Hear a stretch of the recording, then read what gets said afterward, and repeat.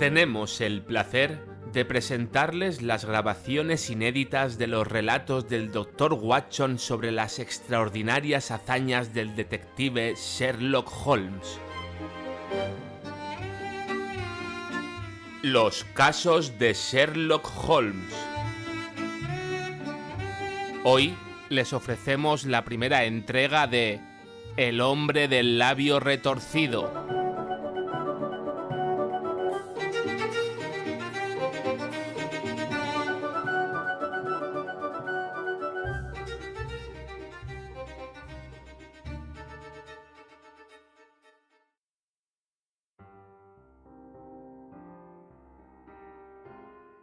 Isaac Whitney, hermano del difunto Elias Whitney, doctor en divinidades y director del Colegio Teológico de St. George, era un adicto al opio.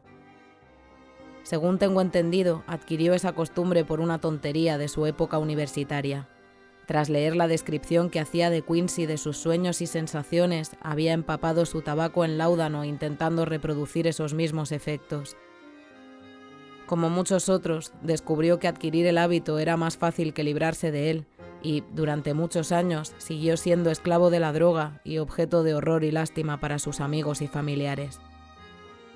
Parece que todavía puedo verlo, con su rostro cetrino y pastoso, párpados caídos y pupilas reducidas a un punto, encogido en una silla, como la ruina del hombre que antaño fue. Una noche, era junio del 89, sonó el timbre en mi casa a la hora en que un hombre empieza a bostezar y a mirar el reloj con fastidio. Me incorporé en mi sillón y mi mujer dejó su labor con un gesto de decepción. «Un paciente», dijo. «Tendrás que salir». Gemí, pues acababa de regresar tras un día agotador. Oímos abrirse la puerta, unas palabras apresuradas y pasos rápidos sobre el linóleo. Nuestra puerta se abrió de golpe y una dama vestida de oscuro y con un velo negro entró en la sala. «Disculpen la hora, pero...» comenzó. «Pero...» De pronto perdió el control, se abalanzó hacia adelante, abrazó el cuello de mi mujer y sollozó sobre su hombro. «Oh, estoy tan desesperada. Necesito ayuda». «Pero...» dijo mi mujer, levantándole el velo. «Es Kate Whitney». «¿Cómo me has asustado, Kate? No tenía ni idea de quién eras cuando has entrado». «No sabía qué hacer, así que vine directa aquí». Siempre ocurría lo mismo. Los afligidos acudían a mi mujer como las polillas a la luz. «Has sido muy amable por tu parte venir. Ahora toma un poco de vino con agua, siéntate cómodamente y cuéntanoslo todo. ¿O prefieres que mande a James a la cama?» «Oh, no. Necesito también el consejo y la ayuda del doctor. Es por Aisa. No ha vuelto a casa en 2 días. Estoy tan asustada». No era la primera vez que nos hablaba de los problemas de su marido. A mí como médico, a mi mujer como vieja amiga y compañera de la escuela. La consolamos como pudimos. ¿Sabía dónde estaba su esposo? ¿Era posible que lo trajéramos de vuelta? Parecía que sí. Tenía información veraz de que, en sus crisis, solía refugiarse en un antro de opio en el extremo este de la ciudad. Hasta entonces, sus excesos nunca habían durado más de un día y volvía por la noche tembloroso y destrozado. Pero ahora llevaba 48 horas bajo los efectos de la droga y allí yacía sin duda entre la escoria de los muelles, inhalando veneno o durmiendo la mona. Estaba segura de que lo encontraría en el lingote de oro, en Upper Swandam Lane. Pero, ¿qué podía hacer ella? ¿Cómo iba una mujer joven y tímida a adentrarse en semejante lugar y arrancar a su marido de entre los rufianes que lo rodeaban? Ese era el problema y solo había una solución. ¿No podía yo acompañarla? Pero pensándolo mejor, ¿para qué debía venir ella? Yo era el médico de Isaac Whitney y, como tal, tenía influencia sobre él. Lo manejaría mejor solo. Le prometí que, si estaba en la dirección que me había dado, lo enviaría a casa en un coche antes de 2 horas. Así, 10 minutos después, abandoné mi sillón y mi acogedora sala y partí hacia el este en un coche de alquiler, en una misión que entonces me pareció extraña, pero que el futuro revelaría hasta qué punto podía ser extraña. No encontré grandes dificultades en esta primera parte de mi aventura. Upper Swandam Lane es una callejuela miserable, situada detrás de los muelles que flanquean la orilla norte del río hasta el London Bridge. Entre una tienda de segunda mano y una de Ginebra, a la que se llegaba por una empinada escalera que descendía a un agujero negro como la boca de una cueva, encontré el antro que buscaba. Ordené a mi coche de alquiler que me esperara y bajé las escaleras, desgastadas por el centro por el incesante paso de pies ebrios. A la luz parpadeante de una lámpara de aceite situada sobre la puerta, vi el picaporte y me introduje en una habitación larga, con el techo bajo, con la atmósfera cargada del humo pardo del opio y flanqueada a ambos lados por literas de madera, como el castillo de proa de un barco de emigrantes. A través del humo se vislumbraban cuerpos tendidos en extrañas y fantásticas posturas, hombros encorvados, rodillas dobladas, cabezas echadas hacia atrás y barbillas alzadas, con algún que otro ojo oscuro y apagado fijo en el recién llegado. Entre las negras sombras brillaban pequeños círculos rojos de luz, a veces brillantes, a veces más tenues a medida que el veneno ardiente crecía o menguaba en las cazoletas de los tubos metálicos. La mayoría permanecían en silencio, pero algunos murmuraban para sí mismos y otros hablaban entre sí con una voz extraña, baja y monótona. Su conversación brotaba a borbotones y luego se desvanecía repentinamente en silencio, cada uno murmurando sus propios pensamientos sin prestar atención a las palabras de su vecino. En el otro extremo había un pequeño brasero de carbón encendido, junto al cual, en un taburete de madera de 3 patas, había sentado un anciano alto y delgado, con la mandíbula apoyada en los puños y los codos sobre las rodillas, mirando fijamente al fuego. Al entrar, un asistente malayo de tez amarillenta se apresuró a ofrecerme una pipa y una dosis de la droga, señalándome una litera vacía. «Gracias, no me quedaré», dije. «Busco a un amigo, el señor Isaac Whitney, y deseo hablar con él». Hubo un movimiento y una exclamación a mi derecha. Entre las sombras distinguí a Whitney, pálido, demacrado y desaliñado, mirándome fijamente. «Dios mío, es Watson», murmuró. Estaba en un estado lamentable de nerviosismo, con cada libra de su cuerpo temblorosa. «Dime, Watson, ¿qué hora es?» «Casi las 11». «¿De qué día?» «Del viernes, 19 de junio». «Cielos, creía que era miércoles. Es miércoles. ¿Por qué quiere asustarme así?» Hundió el rostro entre sus brazos y rompió a llorar con un quejido agudo. «Le aseguro que es viernes, hombre. Su esposa le ha estado esperando 2 días. Debería avergonzarse». «Y lo estoy, Watson, pero se equivoca. Solo llevo aquí un rato. 3 pipas, 4 pipas, no recuerdo cuántas. Pero iré con usted. No quisiera asustar a Kate, a la pobre Kate. Deme la mano. ¿Tiene un coche?» «Sí. Lo espera afuera». «Entonces iré en él. Pero debo pagar». «Averigüe cuánto debo, Watson. No estoy en condiciones. No puedo ocuparme de nada». Avancé por el estrecho pasillo entre las hileras de drogadictos, conteniendo la respiración para evitar los vapores nocivos del opio, buscando al encargado. Al pasar junto a un hombre alto sentado cerca del brasero, sentí un tirón en mi chaqueta y una voz susurró: «Pase de largo y luego míreme». Las palabras llegaron nítidas a mis oídos. Bajé la vista. Solo podían proceder del anciano a mi lado, pero él seguía absorto, inmutable, demacrado, arrugado, encorvado por la edad, con una pipa de opio colgando entre las rodillas como si se le hubiese caído de los dedos por pura debilidad. Di 2 pasos adelante y volví la cabeza. Tuve que dominarme para no gritar de asombro. Se había girado de modo que solo yo pudiera verlo. Su figura se había erguido, las arrugas habían desaparecido, sus ojos apagados recobraban el brillo y, allí, sentado junto al fuego y sonriendo ante mi sorpresa, estaba nada menos que Sherlock Holmes. Con un gesto casi imperceptible me indicó que me acercara.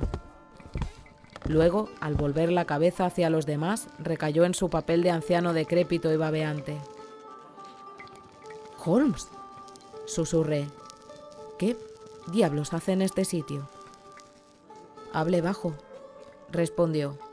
«Tengo un buen oído. Si fuera tan amable de deshacerse de su amigo el adicto, me encantaría charlar con usted un momento». «Tengo un coche fuera». «Pues mándelo a casa en él. No se preocupe, está demasiado aturdido para meterse en líos. Le sugiero también que envíe una nota a su esposa con el cochero diciendo que se ha unido a mí en un asunto. Espéreme fuera. En 5 minutos estaré con usted». Era difícil negarse a cualquier petición de Sherlock Holmes, pues siempre las hacía con una precisión absoluta y esa actitud serena que imponía autoridad.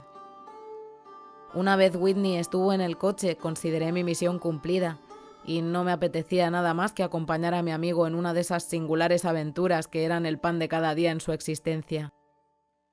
En unos minutos escribí la nota para mi mujer, pagué la cuenta de Whitney, lo ayudé a subir al coche y lo vi desaparecer en la oscuridad. Poco después, una figura decrépita emergió del antro de opio y me encontré caminando por la calle con Sherlock Holmes. Durante 2 calles, Holmes avanzó encorvado y con paso vacilante. Luego, tras mirar rápidamente a su alrededor, se irguió de golpe y soltó una carcajada. «Supongo, Watson», dijo, «que imaginará que he añadido el hábito de fumar opio a mis inyecciones de cocaína y al resto de debilidades que tan amablemente ha criticado desde su elevada perspectiva médica. Ciertamente me ha sorprendido encontrarle aquí». «No más que a mí encontrarle a usted». «Yo vine a buscar a un amigo». «Y yo a un enemigo». «¿Un enemigo?» «Sí, uno de mis enemigos naturales, o mejor dicho, una de mis presas naturales. En resumen, Watson, estoy inmerso en una investigación extraordinaria y esperaba hallar una pista en los balbuceos de estos adictos, como ya he hecho otras veces. Si me hubieran reconocido en este lugar no habría sobrevivido ni una hora. Ya lo he usado antes para mis propios fines y el truán que lo dirige ha jurado vengarse de mí. Hay una trampilla tras el edificio, cerca del muelle de Paul, y podría contar historias macabras de lo que ha visto pasar a través de ella en las noches sin luna». «¿Qué? ¿Quiere decir cadáveres?» «Exacto, Watson. Seríamos ricos si nos dieran 1000 libras por cada pobre diablo asesinado allí. Es la peor ratonera homicida de todo el Támesis, y me temo que Neville Sinclair entró en ella para no salir jamás. Pero, nuestro transporte ya viene». Se llevó 2 dedos a la boca y lanzó un silbido estridente que fue respondido desde la distancia. Pronto se oyó el traqueteo de ruedas y el golpeteo de cascos. Un coche apareció entre las sombras, proyectando 2 haces dorados de luz desde sus faroles laterales. «Ahora, Watson», dijo Holmes, «vendrá conmigo, ¿no? Si puedo serle útil». «Oh, un compañero de confianza siempre es útil, y un cronista todavía más. Mi habitación en Los Cedros tiene 2 camas». «¿Los Cedros?» «Sí, la residencia del señor Sinclair. Me alojo allí mientras llevo a cabo la investigación». «¿Y dónde queda?» «Cerca de Lee, en Kent. Nos espera un trayecto de 7 millas». «Pero no tengo ni idea de qué se trata». «Claro, pero lo sabrá todo en breve. Suba». «Todo en orden, John. Ya no vamos a necesitarle. Tome su media corona.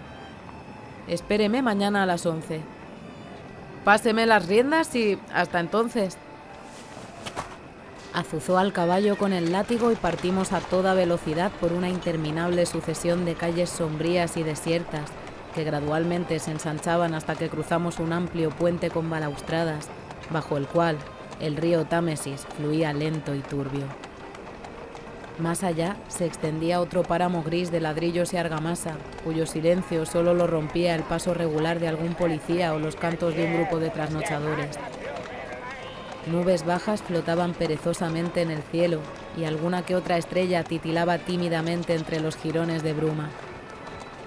Holmes conducía en silencio, con la cabeza hundida en el pecho y con aire de hombre absorto en sus pensamientos, mientras yo, sentado a su lado, ardía de curiosidad por conocer los detalles de esta nueva investigación que parecía desafiarlo tanto, pero no me atrevía a interrumpir su reflexión. Tras varias millas, cuando ya alcanzábamos las afueras de las villas suburbanas, Holmes se sacudió, se encogió de hombros y encendió su pipa con ese aire de quien ha resuelto un dilema. «Tiene un don extraordinario para el silencio, Watson», dijo. «Eso le hace un compañero inestimable. Le aseguro que es un alivio tener a alguien con quien hablar. Mis propios pensamientos no son muy agradables. Me pregunto qué voy a decirle esta noche a esa pobre mujer cuando me reciba en su puerta. Olvida que no sé nada del caso. Tendré tiempo de contarle los hechos antes de llegar a Lee. Parece absurdamente simple y, sin embargo, no logro encontrar un hilo firme. Hay muchas pistas, Watson, pero no consigo asir ninguna con claridad. Le expondré el caso de forma concisa y quizá usted vea una chispa donde para mí solo hay oscuridad. Adelante, entonces. Hace algunos años, para ser exactos en mayo de 1884, llegó a Lee un caballero llamado Neville Sinclair, aparentemente adinerado. Adquirió una gran villa, acondicionó los jardines con esmero y vivió con holgura. Con el tiempo hizo amistades en la zona y en 1887 se casó con la hija de un cervecero local con quien tuvo 2 hijos. No tenía ocupación fija, pero invertía en varias empresas y solía ir a la ciudad por las mañanas, regresando en el tren de las 5:14 desde Cannon Street. El señor Sinclair tiene ahora 37 años. Es moderado en sus hábitos, buen esposo, padre cariñoso y muy querido por todos. Añadiré que sus deudas, hasta donde hemos podido averiguar, ascienden a 88 libras con 10 chelines, mientras que tiene 220 libras depositadas en el Capital and Countries Bank. No hay, pues, motivo para pensar que las finanzas pudieran preocuparle. El pasado lunes, Neville Sinclair partió a la ciudad más temprano de lo habitual, comentando que tenía 2 encargos importantes y que traería a su hijo una caja de ladrillos de juguete. Casualmente, su esposa recibió un telegrama poco después de su partida, informándole de que un paquete valioso que estaban esperando estaba listo para recoger en las oficinas de la Aberdeen Shipping Company.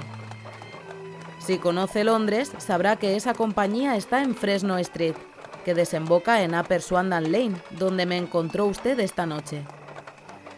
La señora Sinclair almorzó, fue a la City, hizo algunas compras, recogió el paquete y a las 4:35 p.m. pasaba por Swandam Lane de regreso a la estación. ¿Hasta aquí todo claro? Perfectamente. Recordará que el lunes hizo un calor sofocante. La señora Sinclair caminaba despacio, buscando un coche de alquiler, pues el barrio le desagradaba. Mientras avanzaba por Swandam Lane, de pronto oyó un grito y, al mirar arriba, quedó paralizada por el horror. Su esposo la observaba desde una ventana del 2º piso como llamándola. La ventana estaba abierta y vio su rostro con total claridad, descompuesto por el terror, según dijo ella. Agitó las manos frenéticamente y luego desapareció de golpe como si una fuerza irresistible lo hubiera arrastrado hacia atrás. Un detalle que captó su ojo femenino fue que, aunque llevaba el abrigo oscuro con el que había salido, no tenía cuello ni corbata.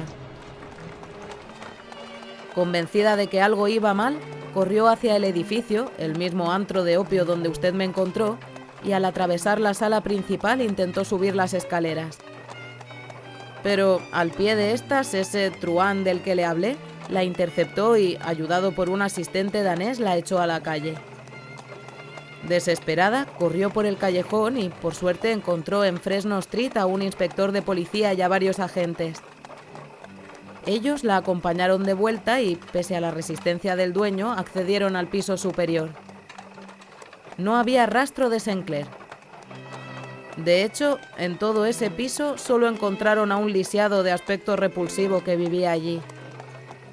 Tanto él como el truán juraron que nadie más había entrado en la sala esa tarde.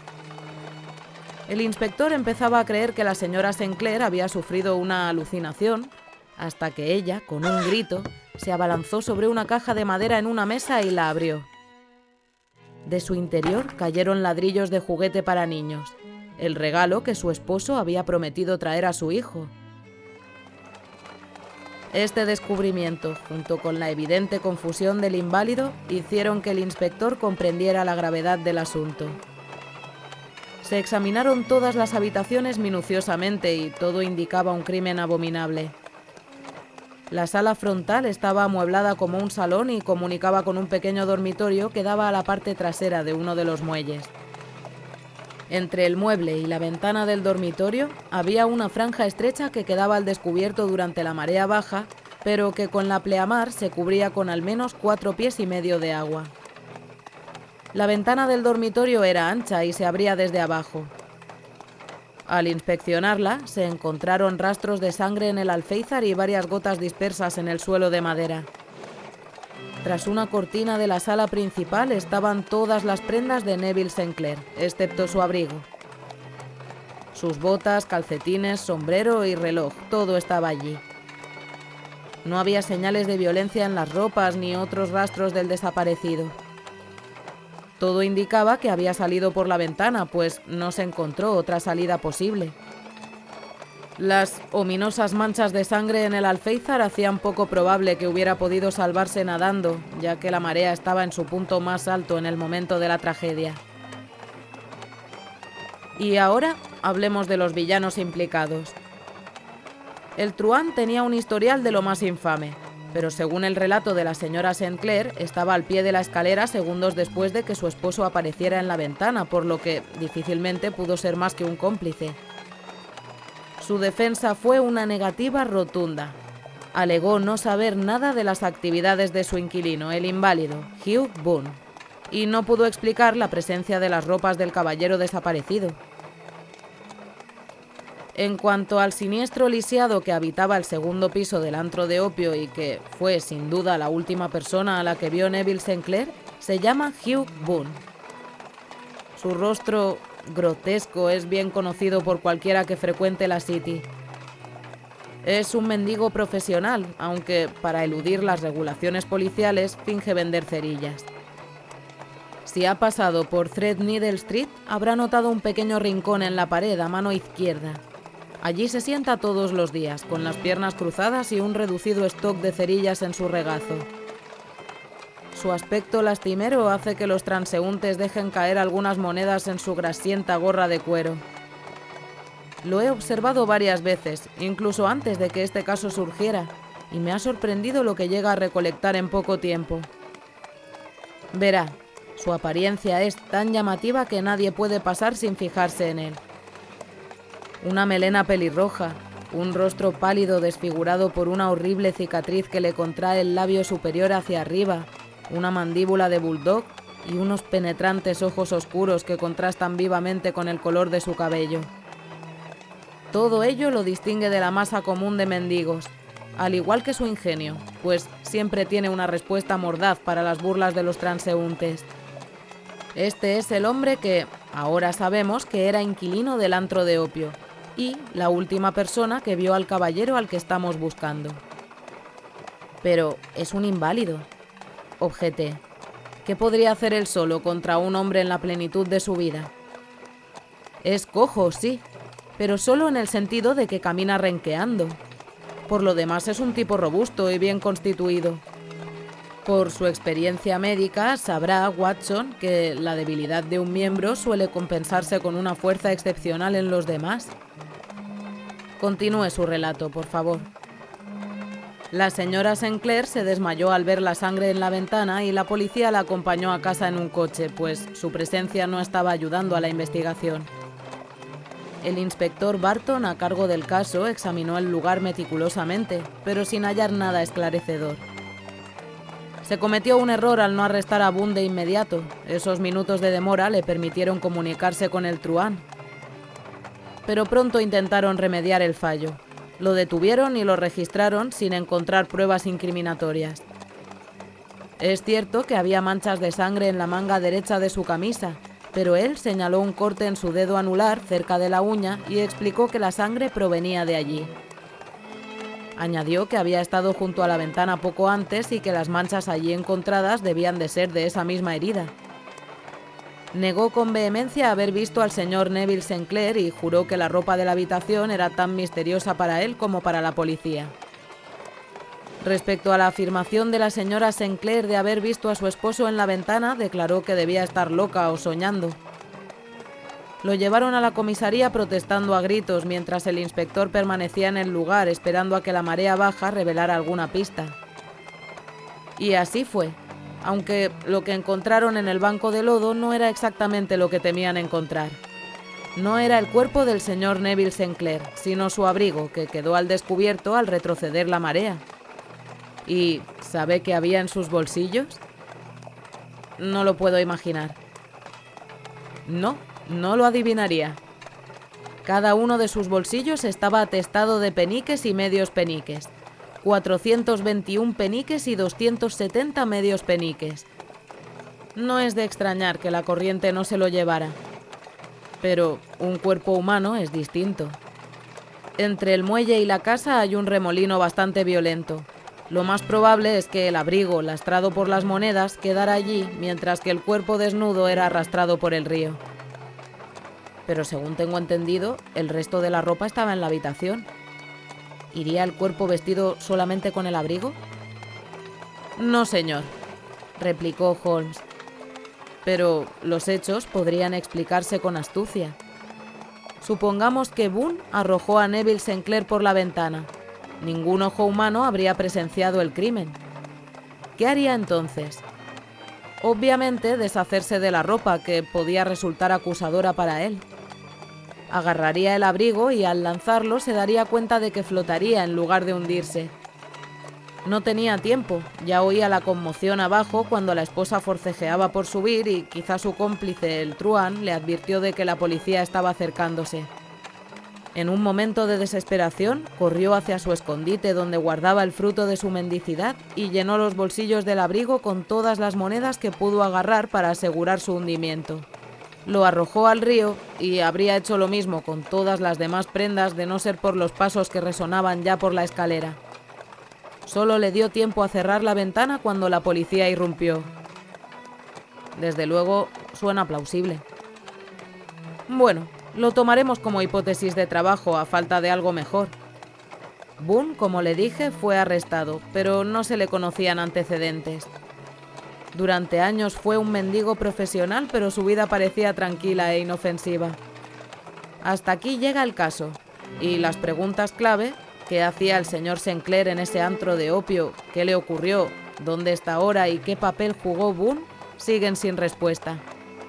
Confieso que no recuerdo ningún caso que a primera vista pareciera tan simple y sin embargo después resultara tan intrincado.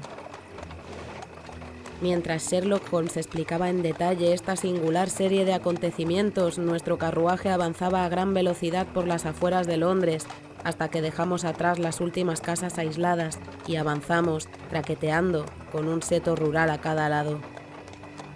Justo cuando terminaba su relato, atravesamos 2 pueblos de casas dispersas donde todavía brillaban algunas luces en las ventanas. Estamos en las afueras de Lee, dijo mi compañero. En este breve trayecto hemos cruzado 3 condados: Middlesex, un rincón de Surrey y ahora Kent. ¿Ve esa luz entre los árboles? Eso es Los Cedros. Y junto a esa lámpara hay una mujer cuyos oídos ansiosos, no me cabe duda, ya han captado el trote de nuestro caballo. Pero, ¿por qué no investiga desde Baker Street?, pregunté. Porque muchas indagaciones deben hacerse aquí. La señora St. Clair amablemente me ha cedido 2 habitaciones y le aseguro que recibirá a mi amigo y colega con los brazos abiertos. Odio enfrentarme a ella sin noticias de su esposo. Ya estamos. ¡So, caballo! ¡So! El hombre del labio retorcido, de Sir Arthur Conan Doyle.